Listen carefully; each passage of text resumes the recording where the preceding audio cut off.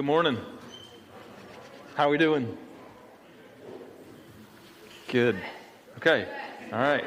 Angela's doing good. We don't have enough time to tell you how I'm doing. Let me tell you. I don't know about you guys, but I feel like it's a little bit of a crazy place right now. I feel like the world's a little crazy. I feel like I'm a little crazy. I feel like, people in my close proximity, there's few of you that are crazy.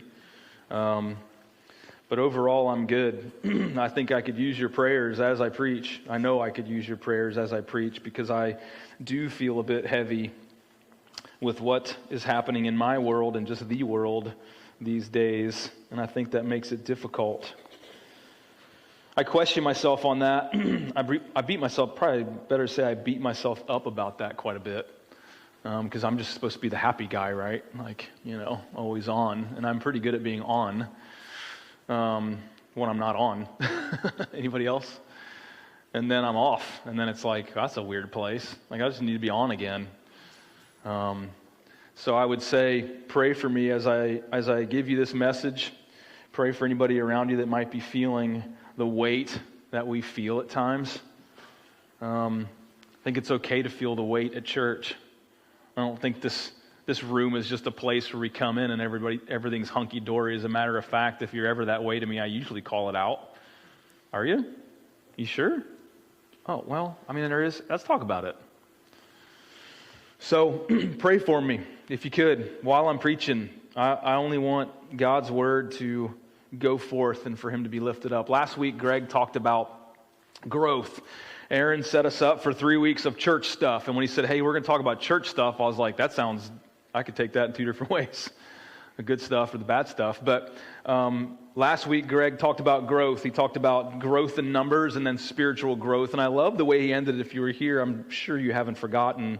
But he talked about that crucifixion of Jesus and how in that moment, right, the world had won. Anybody ever feel like the world has won? The world had won, right? They arrested him. They'd shackled and chained him. They'd marched him. They'd embarrassed him. They'd stuck a crown of thorns on his head. They'd beat him, spit upon him.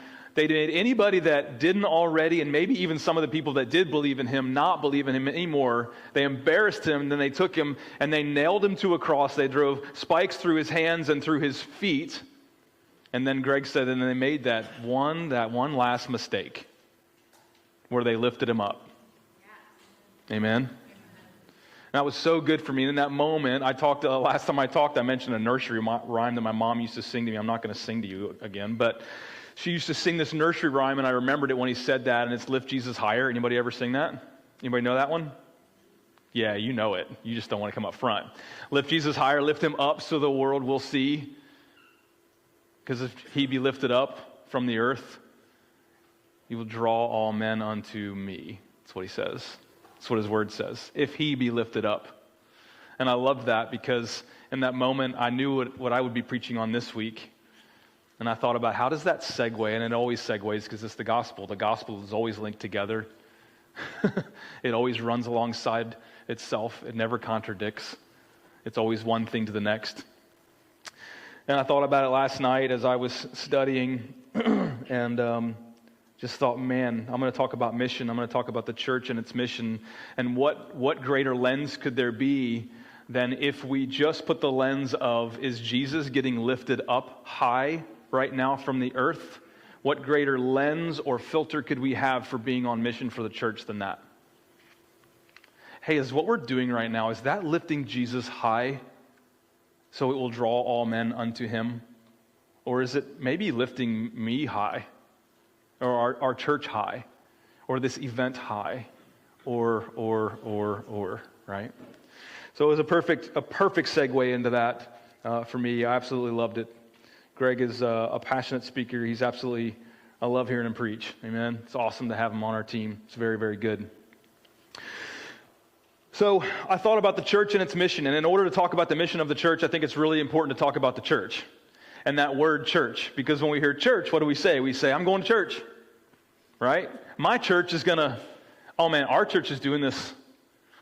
And immediately, if you think about it, if you go back to here, that wasn't what somebody saw in their mind. Nobody said, I'm going to church.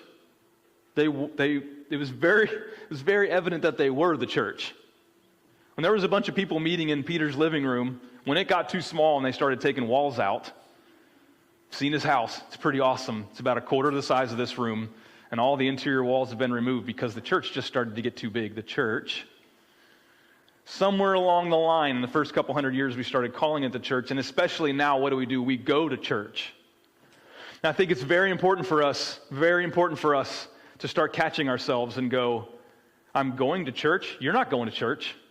You're going to a building where a bunch of the church is going to gather.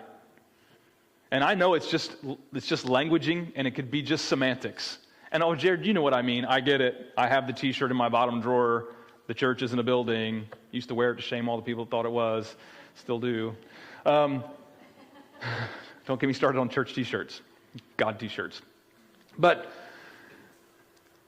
if we are so patterned and so the lens of our life, the prism we look through, the looking glass we look through is that church is where we go on Sunday, it makes it a bit harder for us to just be the church outside of the building. It just does. I get that it's just languaging. I get that it's just a little cliche statement, but there's something to it. Our words matter. And when we say words, we see a word picture. It's how we learn a language, right? Apple, dog, hot, right? That's how we learn a language. So when we say I'm going to church, we're kind of, in a way, we can be checking that box off. And that's what happens to a lot of us. And I think it's one of the devil's greatest tools is that we would find a great church. Where we would go to a place once a week that's just, man, they're knocking church out of the park. Where we would be able to say, oh, me? No, man, we're good. We've got a great church. And I almost want to re-language that for all of us. From now on, I want you to catch yourself and go, what did I just say? I'm the church. It's me. I can't go to church. I can go to a building where a church is renting or built. But I can't actually go to church. I can go gather with the church, but I can't go to church. And I feel like just slowly but surely over the last many, many, many, many years, we've just drifted a little bit further from knowing that we're the church. And it allows us to live outside of being the church. Because what are we going to get trained as we grow up? Good parents will go, you better get to church. You better sit there and be quiet and listen. Fair, please do. But at the end of the day, what kind of starts to get programmed? Church. Man, us? Oh, yeah. Yeah, Christians, 100%. We went every Sunday, every Wednesday night. Always going to church. But if we really looked back and we took that off, and if we weren't even able to say that anymore, what would those sentences start to sound like? Oh, yeah. No, we always went to a building with other Christians. Okay. Are you a Christ follower? Absolutely. We have a meeting once a week. Oh my gosh. Notice how our language all of a sudden changes. And we can also almost start to pull on a little bit of, oh dear goodness, I have gone to church my whole life. And I promise you this, there will always be this thing inside of you. Oh goodness, if it wasn't just for this thing inside of you that'll always let you know there's more. And see, Jesus just stands at the door and knocks. He doesn't blast it down and go, you need to start. Just not how he works. Sometimes I wish he would work that way. Our lifestyle will put us in that place where we'll kick the door open and welcome him in, but he never kicks it down and lets himself in. So our lifestyles and our languaging and the world we live in, our current day, America, etc., can lead us to a place where we're doing it right. We're doing exactly like we've been trained our whole life. Don't miss a Sunday. And read your Bible. And go on a mission trip. Or at least pay for little Johnny in middle school to go. And then you don't have to hug those kids that are dirty. And that's the church. I'm a Christian. Look at this. But was I the church, or did I go to church? Oh, it stinks, doesn't it? I know it's slight. But I don't know about you, but anytime I've ever caught myself in a lie that I've told myself, it was really slight. And I did my best to not shame myself over it because it's just, you know what you know, and you don't know what you don't know. But from here on out, I want you to leave these doors today, and I want you to realize that you're the church, and not in the cliche way, and not in a surface way, and not in a, yeah, I get it, totally. We're going to sign up for small group, don't worry way. But in a way to where you put something on after this Sunday and you go, oh, I'm the church. I didn't say it was going to be light. It's kind of heavy. But I will say this, if you put that on and you walk forward and you are reminded of that from time to time, that thing inside of you that longs to be on mission, because every one of us longs to be on mission, that thing inside of us that longs to conquer something for someone, because every one of us kind of has that inside of us, that thing inside you that wants to help a cause that's inside of you, and you help every cause you can think of and it still doesn't go away, that will get filled by being on mission for the church. That thing, you can fill it up with whatever you want, but guess what? I promise you one thing. Unless it's being the church, it will never get filled up. That's not a shaming thing. That's not a how dare you thing. That's not a why haven't you figured this out thing. That's just a fact. I can't fix that for you. I can't. So the first lens this morning to shift a little bit is, man, what is the church? And here's what's really cool is this book here, it's called the Holy Bible. And sometimes you're like, Holy Bible? Like it's, oh my goodness, right? But it's all in there. And I know sometimes it can be really hard to read, right? And I know sometimes you're like, look at all the pages in that thing. Are you out of your mind? You're joking. Just point me to one verse. Send me a link. I get it. I totally understand it. But the second your heart changes to go, oh, I'm the church. Let me think about that for a minute. And if you just put it on your schedule to think about that for 20 minutes tomorrow, I know that's a lot of minutes in a row to think about something. But if you just took time to think about what does that actually look like, you'll either really start getting into an understanding of what it looks like, or you'll kind of be lost and confused. And then you can ask somebody around you, because that's what we're for. That's why the church gathers. And then you can look in here, because this tells you what it's for. The first place I want to land is in 1 Peter chapter 1. And anytime I look at any of these things, look, I haven't memorized this whole thing. Neither have I read it cover to cover. That sounds absolutely daunting to me, and so I won't even start doing it. I start in Genesis, and I'm like, yeah, okay, I'll just look up the scriptures right now. So I've never read this entire thing, but I love it. I love the words God speaks to me in it. I love when I get into it. I'm far too lazy to sit down and read the entire thing sometimes. However, when I read it, when I get into this, especially when I have to preach, I immediately go, how's this chapter start? So we're going to be in 1 Peter 1 and 2. But the first thing I do is go, why is this written? Because I'm a bit of an analyzer, right? Anybody that likes to read directions in a room? There's a few of you. I do if I know whoever wrote them knew what they were doing. But if you've ever written directions, if you've ever read directions that were horrible, you just wish you'd never read them. Or like they stapled them wrong. The guy in the stapler room stapled the pages backwards, and you're like, oh my gosh, no wonder I shouldn't have painted it first. That was the last step. So I like to know, why am I reading what I'm reading, and who wrote it, and who is it for, and does it really apply to me, and what was the purpose behind it? And so I always go to the beginning of a chapter and read. So while this isn't part of what we're talking about today, I love it. It says, Peter, an apostle of Jesus Christ. Oh man, credibility. And I start to think about Peter, and I think about the stuff that he did and the stories that I know about him and what he gave up. And he was just like you or me. He just had a job and family, and he gave it all up and followed, right? And it was just this awesome life of living in 5-star hotels and tons of food, and he retired in his late 50s, and none of that happened. He fought for this thing that he knew, and all he could do is he was filled up with it, and he said, I've got to give this away till I die. And I've got to give this away. And it's why I'll die. So immediately for me, I go, man, tell me every word you wrote. Because if I am the church, I'm just like Peter. He was the church. He got the the benefit of his proximity, being really close to Jesus.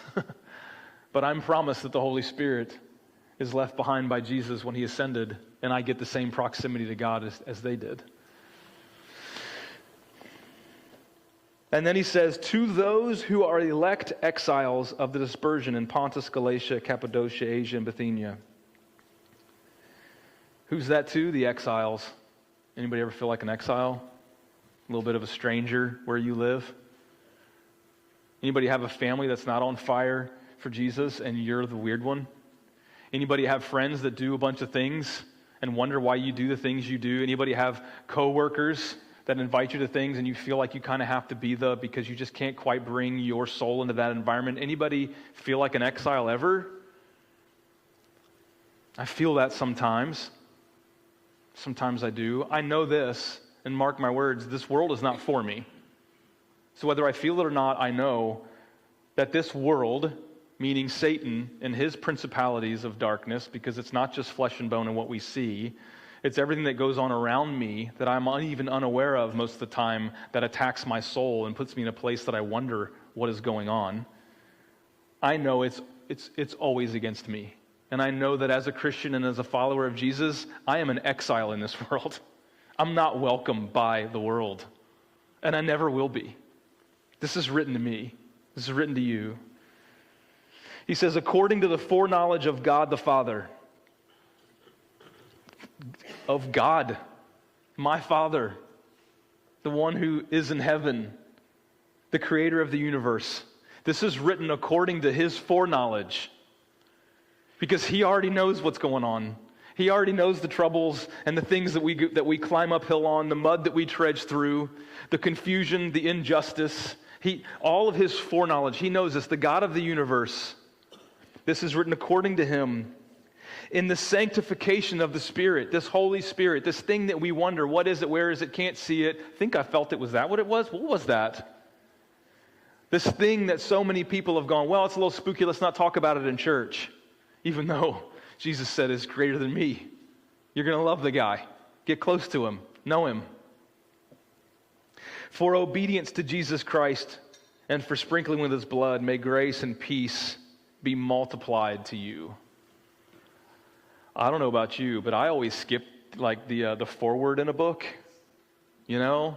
And it could be a paragraph or 12 pages, and I'm like, it's probably not that important. Let's get to the book. I'm just saying that forward right there is pretty strong. Anything that's said after that, I think it's pretty awesome. If you've ever wondered why are we the church, if you've ever wondered why do we do what we do, I know I wonder that from time to time, and maybe I'm not supposed to say that because I'm a pastor and at this church specifically, but from time to time I go, why is it we do what we do? What are we lifting him up? Why are we doing that thing? Is that a good idea, or are we on mission? Why do we do all this? And then there's a passage like this that comes about. 1 Peter 1, verse 3, blessed be the God and Father of our Lord Jesus Christ. According to his great mercy, he has caused us to be born again to a living hope through the resurrection of Jesus Christ from the dead, to an inheritance that is, listen, imperishable, undefiled, and unfading. Oh my goodness. Anybody have anything in your life right now? I'll challenge you. Fight me. Anything in your life right now that isn't one or all of these things, perishable, defiled, or fading.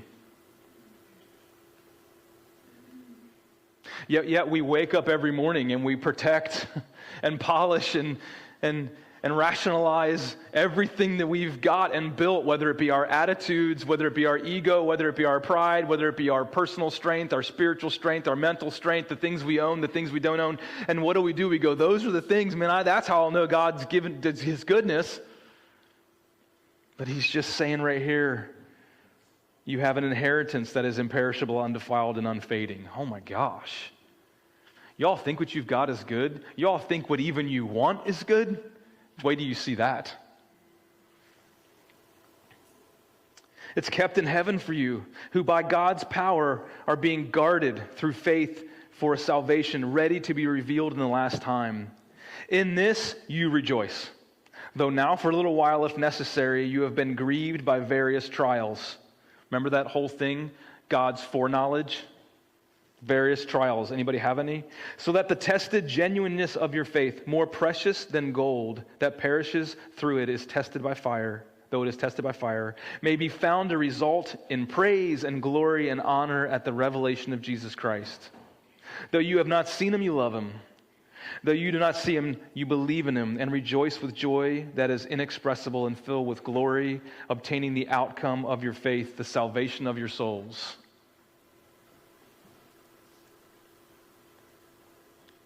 What if somehow we read that every morning? What if somehow that was somehow just like printed on our heart? And like the first thing that we woke up with was this thing that says, Jared, you have an inheritance that is imperishable, undefiled, and unfading, kept in heaven for you. What if that was my lens for every day? What if I really grabbed onto that? How could I not tell anybody? So when I start to think about the mission of the church, I go, yeah, of course, I'm supposed to tell people about Jesus, but then I overanalyze a little bit, and I go, but why, and how, and who? Anybody else? And it seems so confusing, and I can all of a sudden go, I'll figure that out at some point in time. I'm going to look on Amazon, see if there's a book. But all we have to do is look in here, and I truly believe that if all we did was take that and digest it, and wake up every morning with that, we'd go, I have to tell somebody today. And I think we'd bump into people whose lives were lived for the perishable, whose lives were lived for the defiled, whose lives were lived for the fading, and we'd go,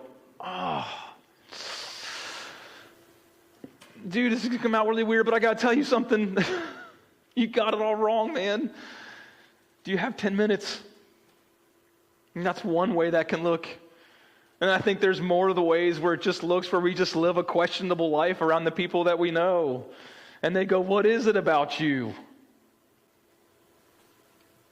What is it about you? Why are you different?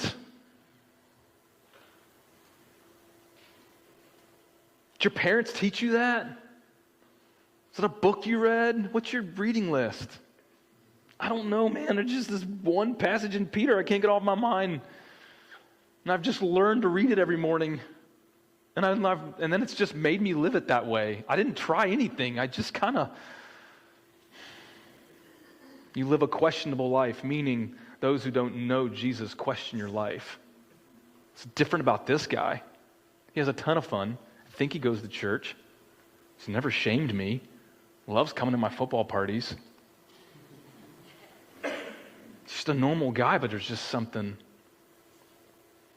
So that word church, and I think there's that word mission. And I think that word mission, what does that look like? And there's so many of us, at least me growing up, and I'll pick on myself, and you might be included in that, and you might not, whatever. But I grew up with a dad that did some missionary trips to Haiti. So in my mind, being on mission is you are a missionary.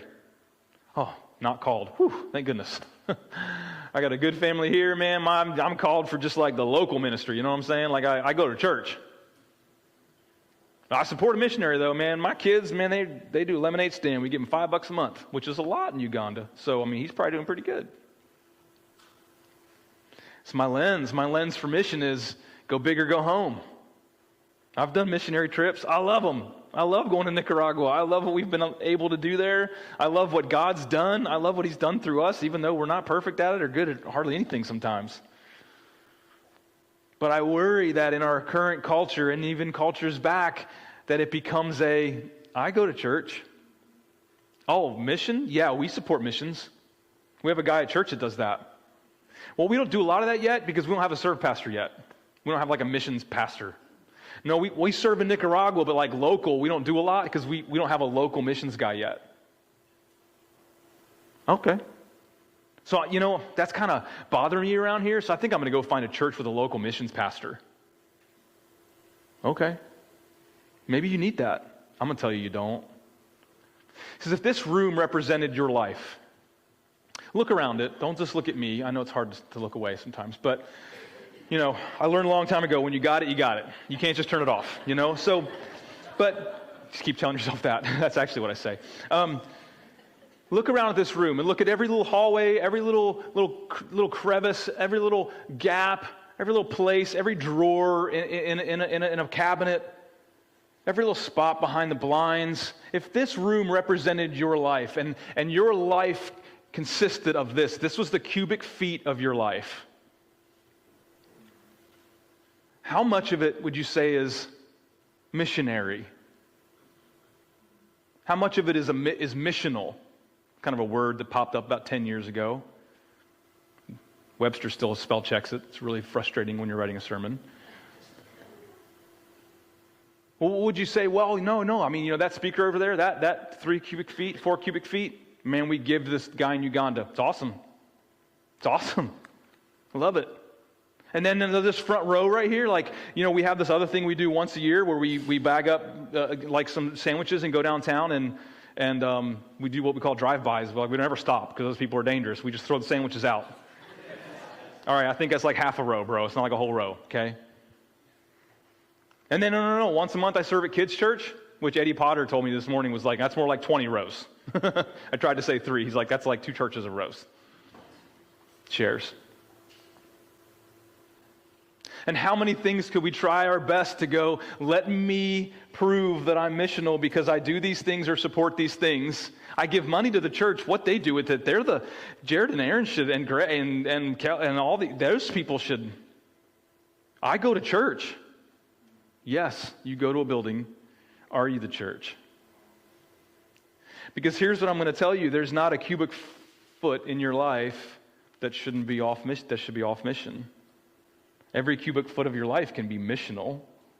And I think that's the big lie that we've gradually grown away from. Is I'm sorry, but when I read what Peter says, and when I flip over to what Paul says, and when I'm reading about what Luke says, and when I'm reading about Timothy, there's nothing in their diary about we kind of kick it Monday through Wednesday.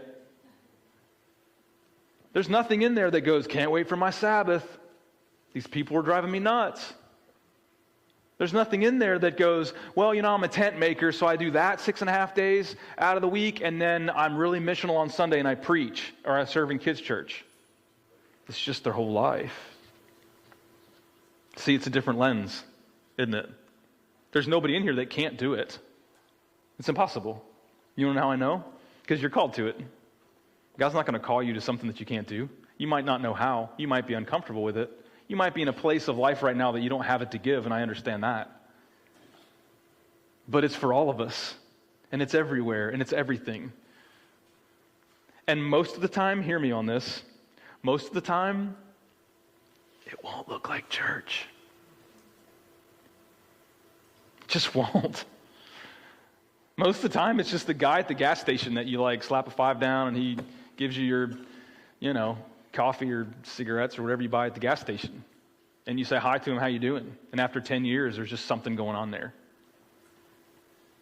Most of the time, it's the guy at the marina that bums a ride on the boat and you just end up doing this. Most of the time, it's somebody on the side of the road that you're like, hey, do you need help? Your car, can I? Yeah, sure.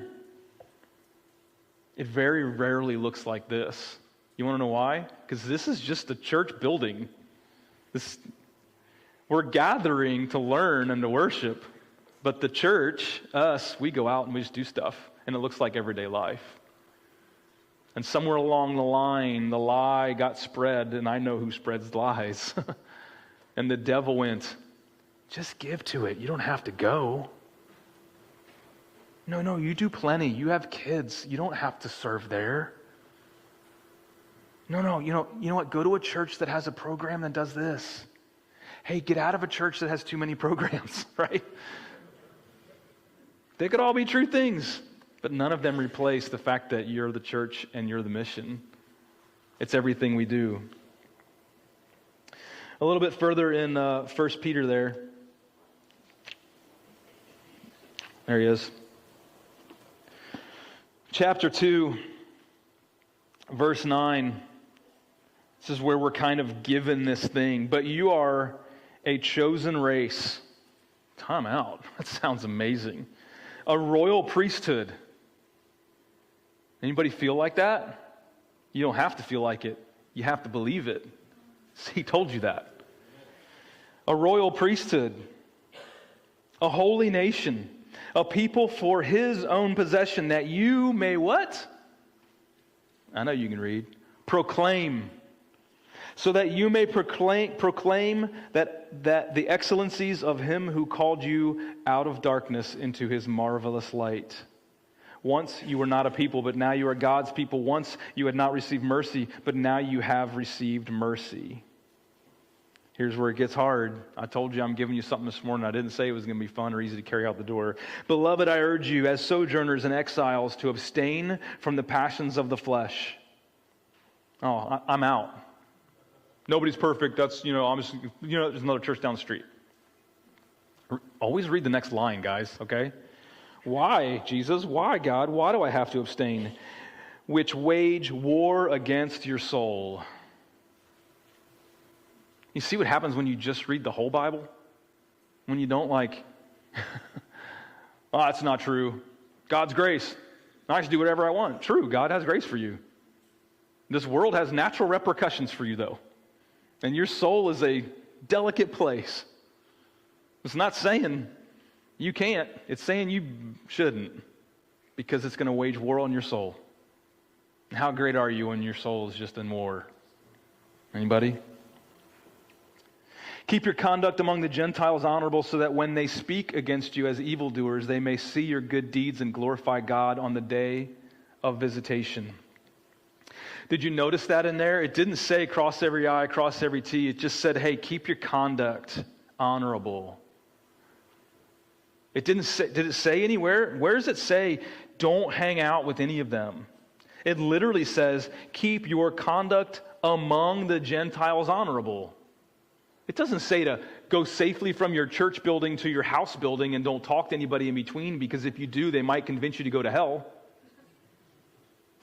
Now, if you don't have the type of makeup where you can go, hey man, that sounds cool and all, I'm just out on that, but I'd love to go play golf tomorrow, then maybe you need to make sure you safeguard yourself, right? But it in no way says, you see who that guy's hanging out with? He must not be saved. No, actually, he might actually be a Christian. I'm not going to read through all of this, but the interesting thing about the next several verses talks about where to be missional. At work, at home, who to be missional with. Bosses, even cruel bosses. It goes into slaves. Remember, these are people in exile. He's writing this to people that are literally slaves, and he's going, keep a happy face on. Be honorable in front of your boss. Even the people that wrong you, don't wrong them back. Why? Because there's souls at stake. Not just the dollar they owe you. Not just the justice that you think should be served by you. That person that's wronging you, their soul is at stake. And you're the one in their life. In your crappy job, in your crappy relationship, in your crappy neighborhood, in your crappy drive to work, you're the one in that person's life. And you don't go to church, you are church. You might be the only reflection of what Jesus is to them. And some of you are thinking, holy moly, I feel bad for them. This doesn't mean you're perfect. This means that you accept people. This means you don't return evil for evil. I'm going to blaze through a few things. Listen, y'all, I went so long on first service, I'm talking like, you're all lucky you had a parking spot. Maybe you didn't. 3 reasons we're to be missional. Remember, I like to know, okay, why are we supposed to? What are those things?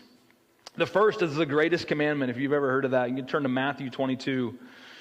Jesus is sitting around in the temple. The Sadducees had just tried to catch him on something, right? They're always trying to catch him. I love it. I think it would be so fun. If you've ever been around somebody that's kind of quick with their words, or somebody that's good at setting somebody up and then like doubling back on them, it's a blast to watch, right? I think it would have been amazing to actually be sitting next to God in the flesh, who knows all, his foreknowledge, and just watch him toy with the Sadducees.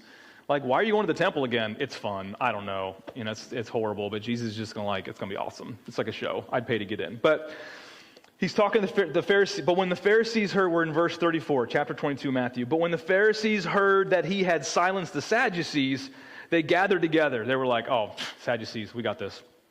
They're like Bush League, minor league, and we're like the pros. And one of them, a lawyer, no comment, asked him a question to test him. So you got a guy that knows what he's doing. I mean, his entire career, right, is asking questions, proving somebody right or wrong. He says, "Teacher, which is the great commandment in the law?" And Jesus said to him, "You shall love the Lord your God with all your heart." Stop. Okay. Man, in a church service, when the music sometimes gets just right, or when the pastor says kind of this thing and I go, oh gosh, I am a dirty, rotten scoundrel. He loves me. My heart just does this thing, sometimes a little backflip, like, oh, whew. Yeah, why in the world would he love me? Right? In your heart, listen, and in your soul, the soul to me is that place that like all of a sudden ends up at peace about that. My heart goes, oh my gosh, this dirty thing, and my soul just goes, oh. When I know in my soul, when I love him with all my soul, and listen, this last one's the hardest, and with all your mind. Okay, time out. 2 out of 3 is good, right? The greatest commandment is to love the Lord your God with all your heart and all your soul and all your mind. The mind is the hard part. The mind is what has the tapes that you've recorded over the years from different people that are saying all the things like you shouldn't and you can't and you're not good enough and he wouldn't. And your mind is the place that has those desires for things to fill the places in your heart and your soul, and your mind's trying to work it out, and it's just a busy place. I know there's nothing new under the sun. That's in here too, but sometimes I wonder, like, I don't know, like, I know there's nothing new under the sun, but there's just so much of it right now. There's so much in front of our face. There's so much in front of our face with cell phones and with news line, all the headlines, and it's a busy place up here. And we have no control over that, right? Wrong. We got all the control over that. We got every minute of the day to go, time out, Siri. Just need to start at the beginning of Matthew. How's that one start? Matthew seemed like a cool guy. He was a tax collector, right? But our heart and our soul and our mind. And then he says, this is the great and first commandment. That's all they asked him, right? That's all they asked him. A lawyer asked him one question. He gave one answer. And then he follows it up and he says, and a second is like it. It's almost like they tied. It's almost like he goes, that's the number one thing, but these people are created in his image. And so they're in the image of God. And so if you love the Lord your God with all your heart and all your soul and all your mind, second's just like it. You got to love your neighbor as yourself.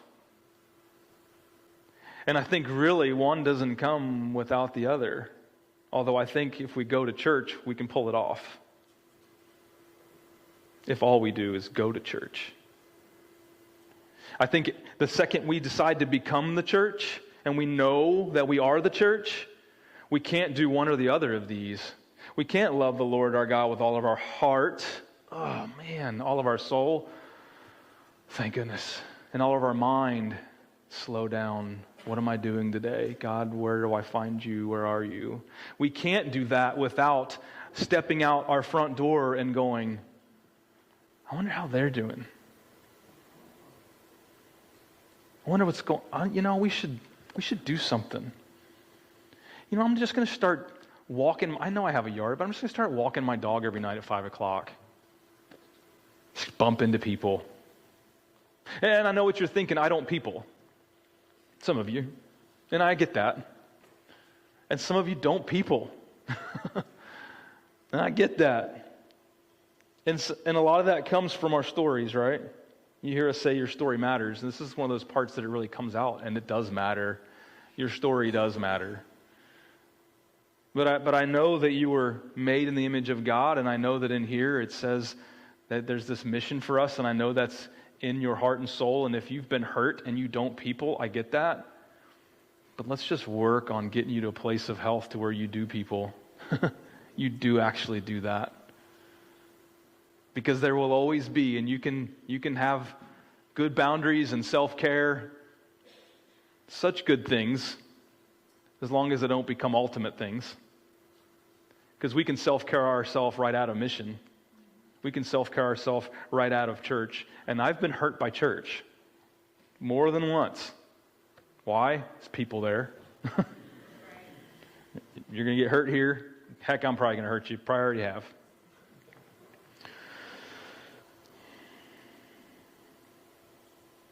You shall love your neighbor as yourself. What does that look like? What does that look like? That's the first. The Bible tells me so. The second thing Bible tells me so is the Great Commission. Matthew 28:16. Jesus is standing there. He's about to ascend. And he says, go and make disciples. Mike's going to preach on that this coming Sunday. I'm not going to steal any of that thunder. Go and make disciples. What does that look like? What does making disciples look like? I don't think it looks like this room. Matter of fact, I know it doesn't. Because nobody in here is making disciples right now. We're just worshiping and learning God's gospel. So if the mission is go and make disciples, it's for every one of us. It wasn't just for 5 of the 11 disciples left at that time. It was for all 11. Go and make disciples. The Bible tells me so. The next one is Matthew 25. And in Matthew 25, it's when Jesus tells the story that of separating the sheep and the goats. Anybody just love that story? Good grief. It's like that one you just want to leave out. Jesus is telling this story about the final judgment and how the sheep will be divided over here and the goats over here, and wonder why they're divided. And Jesus goes into this story and he says, well, you know, when I was in prison, you visited me, and I was hungry, you gave me food to eat, and when I was naked, you gave me clothes. And all the sheep are going, I don't remember that. They're nudging each other going, did he go to your house? He didn't come to my house. No, I don't know. I don't think I ever. And then over here you got the goats going, what are you talking about, man? Like, if you'd asked, I'd have totally done that awesome thing for you. Probably would have made a Facebook event, maybe even a billboard on the side of the road. I love big stuff. I love it. And he's going, no, you didn't do it to the ones that needed it. And the sheep over here, you did it to the ones that needed it. Gosh, it's this, struggle. Go home and struggle over that. Matthew 25, 31 through 46. It's challenging. Yeah, I go to church. I don't know. I don't. Go read that and talk about going to church on Sunday. The cool part is you get to be church all week long in the little ways that you're going to show up with your personality specifically made. Each and every one of us is a little bit different, not only from the time we were born, but because of our stories, because of our wounds, and because of our lives, and because of who was in it, because of who wasn't in it. And we're all going to show up in this really unique, different way, and that's how God's design is so intricate. And so I'm going to put this weight on you, not in a bad way, but almost in an encouraging way that you get to walk out the door of this church and go, I get to show up in a certain way for somebody. Wonder who that is. And all I do is focus on Jesus, and all I do is lift him up, as Greg said. And he puts that into place. The last thing is that God sent Jesus, Jesus sends us. John 20, 21 through 23. Aaron called me the other night and reminded me of this verse. He called and said, hey, how you doing? I'm doing good, man. Good. How you feeling about Sunday? Oh, good. Preach on mission? No problem. It's always a mistake to say that. So I had all kinds of stuff, and then last night I was trying to prepare and nothing. I shouldn't say nothing, all the things. Everything at once. Like literally just like being in a busy cafeteria and all y'all are talking about mission. And so I just decided to go to bed. And then I woke up this morning a little bit early and said, all right, Lord, you better do something because I'm going to get up there. So that's kind of how Jesus and my relationship is. I'm like, you said you'd Your Holy Spirit's around, and you're going to give me the words to say, so you better do something about it. Usually he does. Keep doing it. I'm just saying. Just give me 10, 15 more minutes, okay? The second, but in John 20, 21 through 23, Jesus said to them again, "Peace be with you. As the Father has sent me, even so I am sending you." So if you want to go, man, come on, Jared, like we go to church, kids are in kids' church, send my kid to youth group, we give to this thing in Uganda, we do this, we do that, my office does stuff, like what gives? I mean, I think we're doing all the things. Don't do all the things, just be sent. That's it. It's simpler. It's not about crossing off the things and giving to the things and scheduling the things. It's just about being. And if you're going to say why, the Bible tells me so. That's why. That's why. The second one is the world needs it. I don't think I need to explain this much. Look around. I know it's a little bit harder in our area. You could say, I don't know, man, like people seem to be doing pretty good. Bob's got a new Jaguar and, they just got their sod redone, and I do need to go on a missions trip. Like, this place is looking good around here. Everybody's hurting.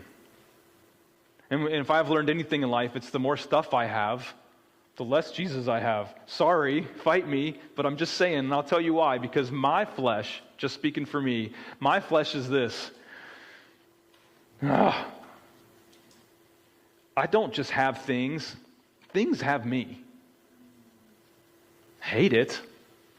And I know that's why sometimes I'm kept from getting more things, because I just haven't quite figured that thing out where they just don't have me anymore. And I love things. I love cars and boats and vacations and houses, and I've had a great time in 44 years with lots of things. But I think that's one of the things, I know that's one of the things that we look around and go, I don't know, I think everybody's looking pretty good. I'll tell you that no one's doing really good. Your neighbors have a lot of things, and they might have a lot of activities, and they might have a lot of parties, and the world is perfect because you've seen their Instagram. But I'm telling you, if they don't know Jesus, they got nothing. Because what do we talk about at first? Is it perishable? Is it defiled? Does it fade? They got all the perishable, defiled crap that you have, but you just have Jesus. And the last one is we need it. If part of being a Christian is missional, and if the second greatest commandment says what it says, then how are our insides if we're not obeying that? This is my promise to you. No matter how many church services you go to, no matter how many Bible verse coffee cups you have, no matter how many times Philippians 4:13 is on your bathroom wall, I promise you, there will just be something that makes you keep looking. You'll know there's something because you're just built that way. Sorry, sure hate it. And you'll go, maybe it's a different church. Maybe it's a new podcast. Maybe it's the new Hillsong album. Good luck with all that stuff. It's not that. Here's what it is. It's you're the church. You are the missionary. It just maybe doesn't look like we've been taught it looks. Second thing, 3 reasons we're often not. Why we're not missional. What keeps us from it? These are just 3 things. There's 100. I probably have 6,000. We have no time, energy, or margin. Look around at the room. Place your life in this room, the cubic feet in this room. What's your life consist of? How full is it? Whose fault is that? Behold, I stand at the door and knock. I don't kick it down and control you. I'm just here. Whenever you got time, man, open the door. So there's 2 things about this. What are some of the things you can take out of your life? What are the things you've allowed to creep into your life, okay, that take all of your time or most of your time and your energy and your capacity? And you have 0 capacity, bless you. You have 0 capacity, but 2's the limit, okay? You have 0 capacity to be missional. So sometimes that's cutting things out of our life. Has my need for income become so great because of all the things that have me that I have that I can't stop working overtime? I've got to perform perfect because I need that raise or I need that promotion. Do you got the things or do things have you? Right? The happiest people I've ever met in life there's more stuff in that sound booth than the happiest people I've ever met in my life. They own next to nothing. So examine that. So there's two lenses to that examining. It's what can I get rid of? But hear me on this next one. This one will excite you. The things that are taking up the cubic feet of this room, that are taking my time and energy, why aren't they also just missional? The guy that always finishes off the coffee at work, he obviously needs Jesus because he doesn't make more. If you kill the Joe, make some Mo, right? Every part of your life, every cubic foot of this life actually is on mission. It doesn't mean get rid of sports. Gasp. All you guys are like, thank goodness, I thought that's what you were going for.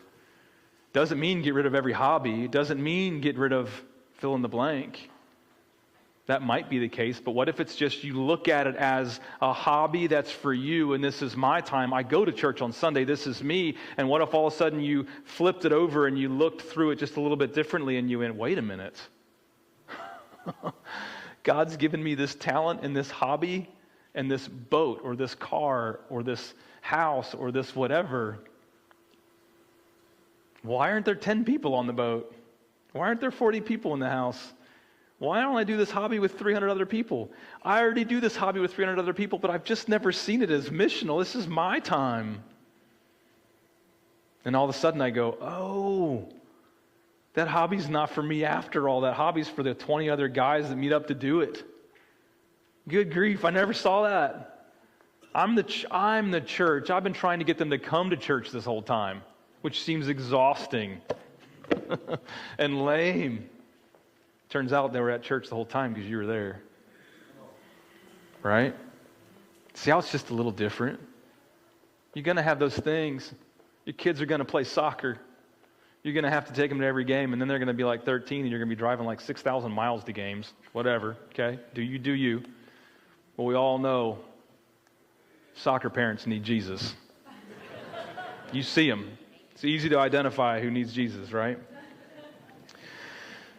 So that time and energy and margin, I'm going to drop a word in here and then I'm going to move on. I'm going to drop the word idolatry in. Because anything that's gotten to be bigger than Jesus in your life is an idol. Plain and simple. Anything that distracts you from being the church and being on mission is an idol. Plain and simple. Not going to sugarcoat it for you. I hate the word idolatry. No, I don't have any of those. Of course I do. Tons of them. Which one would you like to talk about? The next thing is we don't have any care or we have nothing to give. Your heart is not in a place of being able to give. I talked about this just a hair. Hey, I just don't people. God's called me to be an introvert. I tried that once. I was on all the things and so now honestly, God's just called me to hermit crabs. My life is, I save hermit crabs in Zimbabwe and sell them in pet stores across the United States. Awesome. But I can't find that in here. I don't think you get a pass where he goes, church hurt you, pastor never emailed you back, the women's auxiliary, whatever that even is, didn't have you make brownies for them anymore because yours are horrible.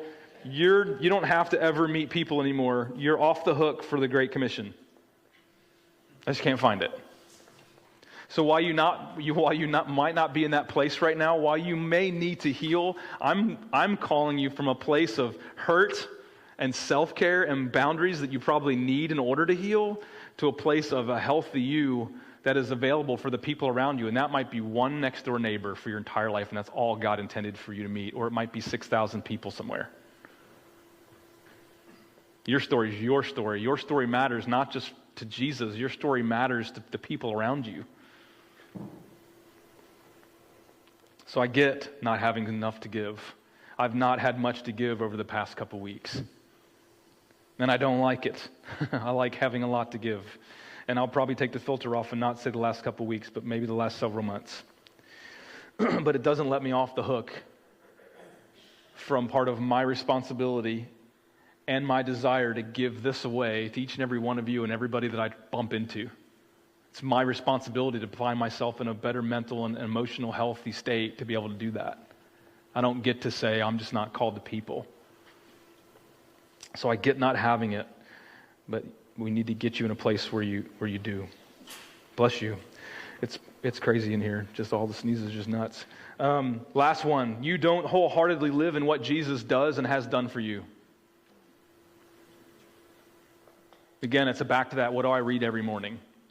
Do I really take that verse in and go, oh my gosh, yeah, I didn't deserve any of that. Somehow we get on autopilot and we deserve it. Of course I deserve it. I go to church every Sunday.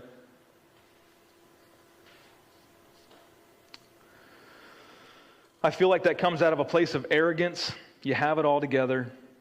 You don't see the need in your life. That's the dangerous thing about lots of things and programs and hobbies and everything else is we're so good at filling up this thing that needs constant touches. You know? Just got to keep spinning it around and spinning it around, and when it slows down, you spin it around again, because if it slows down, I'll really see what's going on in here.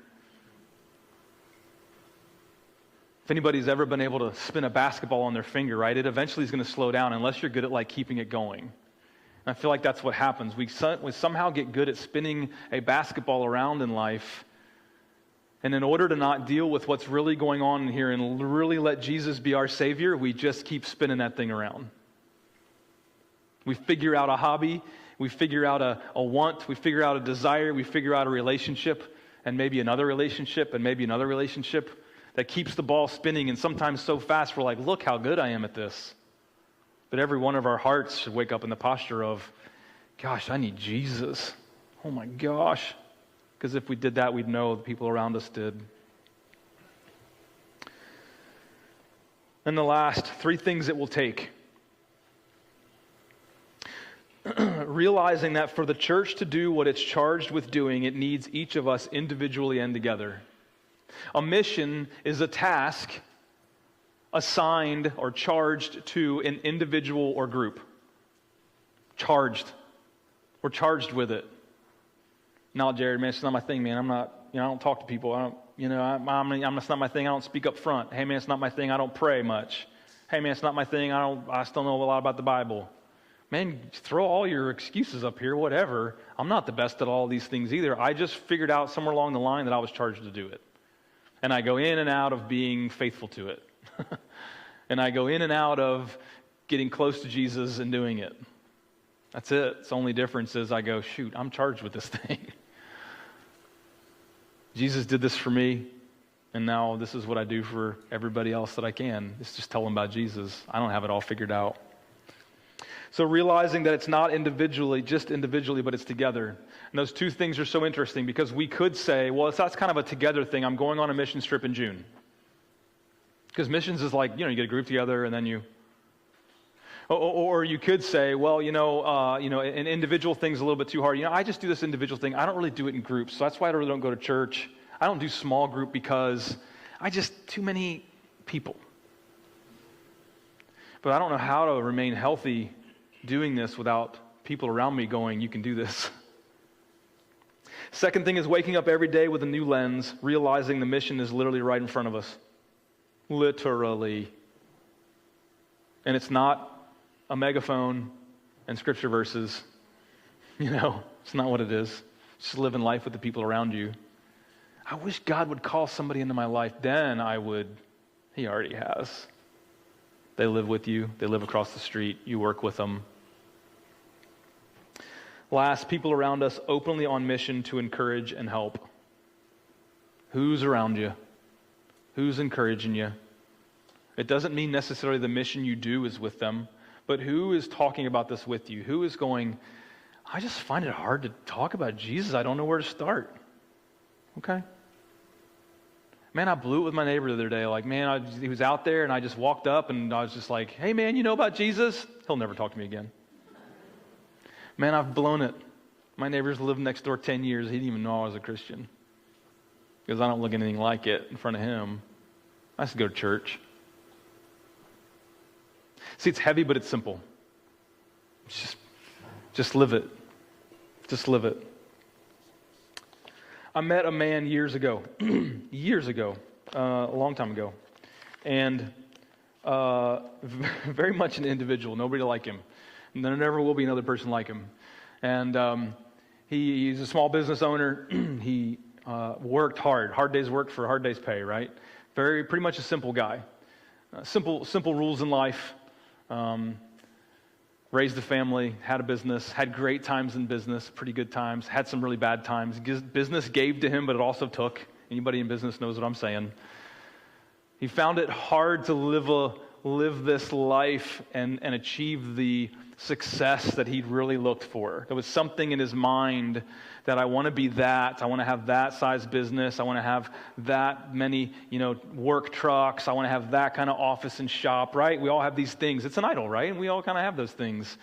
And he aspired to them and got closer and closer over the years. But he had this thing about him where no matter how bad the day was going, he could step out of his work truck, and I met him doing like heating and air conditioning work, and he could step out of his truck and he could come into a supply house full of grumpy contractors. The grumpy guy behind the desk that had all the power in the world because he could just not sell you that part, so he's just always a jerk. If you know what I'm talking about, you know what I'm talking about. Sorry, I forgot. You work at a supply house. Okay, sorry. You know what I'm talking about. He's not grumpy. This has gone wrong. We're going to close with prayer. But he'd come in, how's everybody doing? If I was any better, I'd be 6 feet under, whatever. The guy would always have something grumpy to say, and he was just nice every morning. And I witnessed the times when at his shop, he would go around the side of the shop and throw up because, the builder wasn't paying and he's not sure how he's going to make payroll. And he's so nervous that he's going to let everybody in his life down.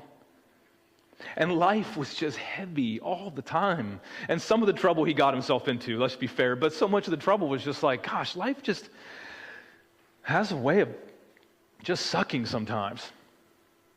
And on those same days where he didn't have money to make payroll, he'd show up at 7-Eleven and he'd buy 4 coffees in the little cardboard thing.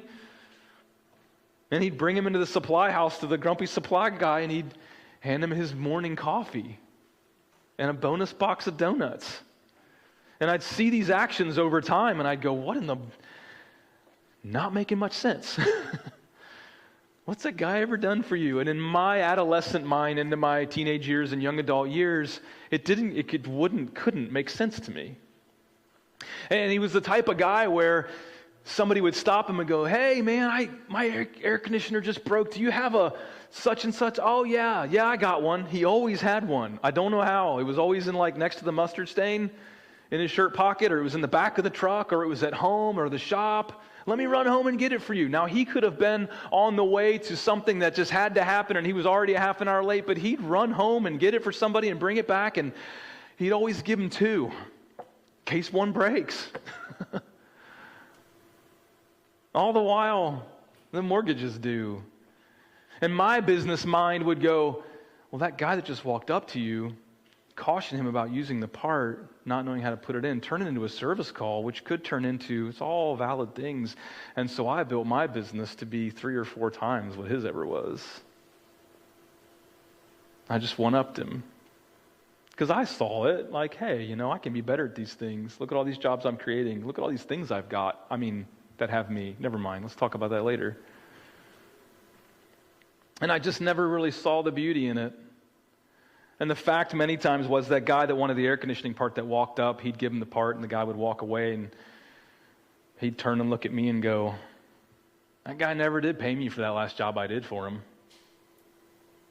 He'd give away stuff to people that had basically stolen money to him over the years. Like it was nothing. He'd hear about you needing something, and he'd go to the store and buy it and drop it off by your car or your house or whatever.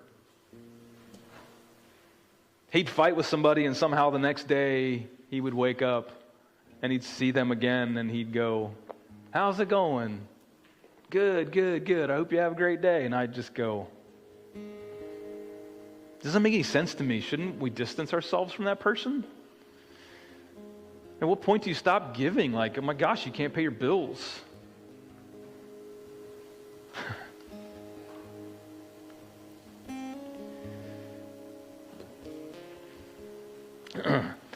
I missed it for so long. I had everything figured out. Turns out he had it figured out. And the only reason why he had it figured out, because let me tell you something, he's the type of guy that, you've heard of somebody that quit high school to like get a job and raise their brothers and sisters? He didn't make it to high school because of that. He did all this on one thing. Love the Lord your God with all your heart and all your soul and every bit of your mind you can figure out. And he had a lot going on in this mind. And love your neighbor as yourself.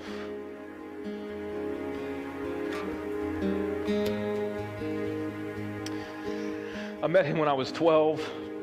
I was a misfit. And he hired me to come to work for him. And I chased his daughter for 5 years, and she finally said yes, and I married her a few years later. And 3 weeks ago, we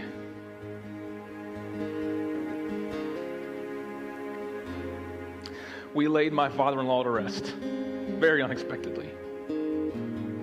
And suddenly, and I mean suddenly, all of a sudden, all those stories, all those stupid decisions he'd made, all those unlovable people that he'd allowed take advantage of him, every one of them came flooding back to all of us kids, doing our best to grieve what was going on, and then couldn't help but celebrate not the great businessman he was, not the great inheritance he'd left.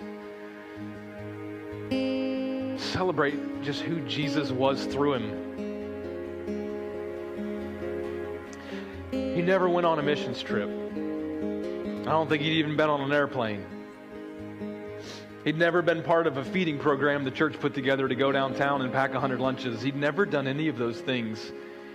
I think he was just so thankful that Jesus would love somebody like him that he couldn't help but go out of his front door in the morning and go, "Hey, how you doing? I brought you a coffee." While the rest of us looked on going, Carl does not deserve a coffee. Carl needs to be fired and then beat up. But over the decades of working with him, I can't tell you how many counter guys I saw start to smile. I saw the edges sand off a little bit. It's remarkable. And guess what? A church building could have never done it for those guys. For probably pretty good reasons, those guys would never enter those front doors. Just saying. So he just entered theirs. Would you stand up with me, please?